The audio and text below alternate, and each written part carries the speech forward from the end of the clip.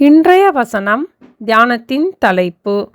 என்னுடைய முகத்தை தேடுங்கள் என்று சொன்னீரே, உம்முடைய முகத்தையே தேடுவேன் கர்த்தாவே. சங்கீதம் 27:8.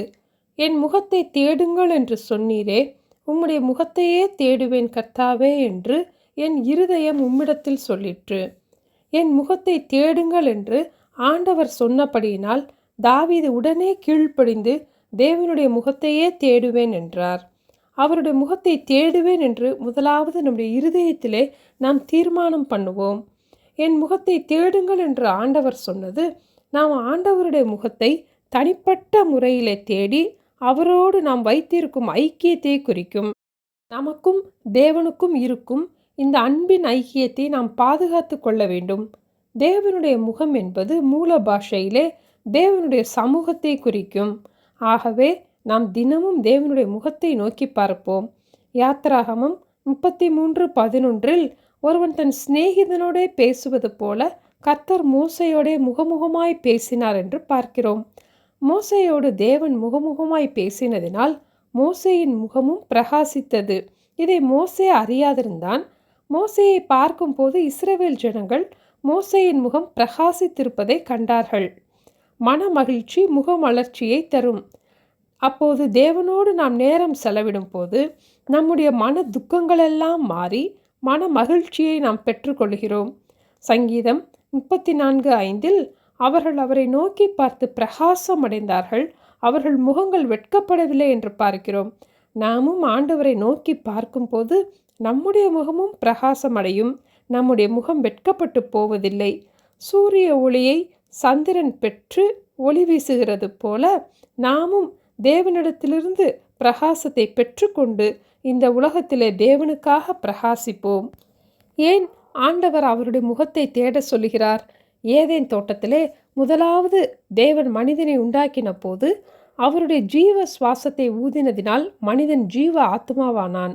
தேவன் சிருஷ்டித்த மனிதன் முதலாவது பார்த்தது தேவனுடைய முகமே. தினமும் ஆண்டவர் அவர்களோடு கூட உலாவினார். நம்முடைய வாழ்க்கையிலும் தினமும் காலையில் எழுந்ததும் தேவனுடைய முகத்தை பார்க்க நாம் கற்றுக்கொள்வோம். நான் விழிக்கும் போது உம்முடைய சாயலால் திருப்தியாவேன் என்று தாவீது கூறினார். ஆண்டவருடைய முகத்திலிருந்து நமக்கு கிடைக்கும் நன்மைகள் என்ன? என்னாகமம் 6:25 கர்த்தர் தம்முடைய முகத்தை உன்மேல் பிரகாசிக்க பண்ணி உன்மேல் கிருபையாயிருக்க கடவர் என்று வாசிக்கிறோம்.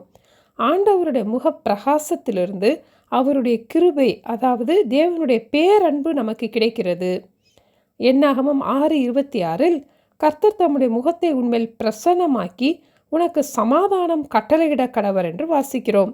அவருடைய முகத்தின் பிரசன்னத்தினால் நமக்கு சமாதானத்தை கட்டளையிடுகிறார்.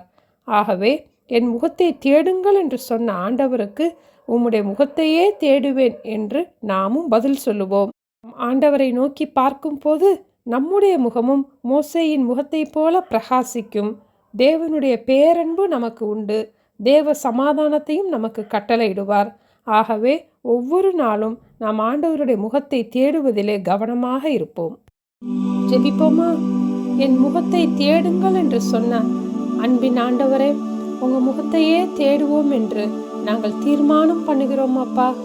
ஒவ்வொரு நாளும் உங்கள் முகத்தை தேட எங்களுக்கு ஞாபகப்படுத்த வேண்டுமாய் ஜெபிக்கிறோம் அப்பா. ஆண்டவரே, உங்களை நாங்கள் தேடும் போது எங்களுடைய மன கலக்கங்களை எல்லாம் நீக்கி மன மகிழ்ச்சியை தந்து எங்களுடைய முகத்திலே உங்கள் முகத்தின் ஒளியை பிரகாசிக்க செய்வதற்காக ஸ்தோத்திரம் அப்பா. நாங்கள் ஆண்டவரே ஒவ்வொரு நாளும் அப்பா உங்கள் கிருபையை பெற்றுக்கொள்ள, உங்கள் சமாதானத்தை பெற்றுக்கொள்வதற்கு உங்களுடைய முகத்தை கருத்தாய் தேட எங்களுக்கு உதவி செய்ய வேண்டுமாய் இயேசுவின் நாமத்தில் ஜெபிக்கிறோம் பிதாவே. ஆமேன். Thank you. Have a blessed day.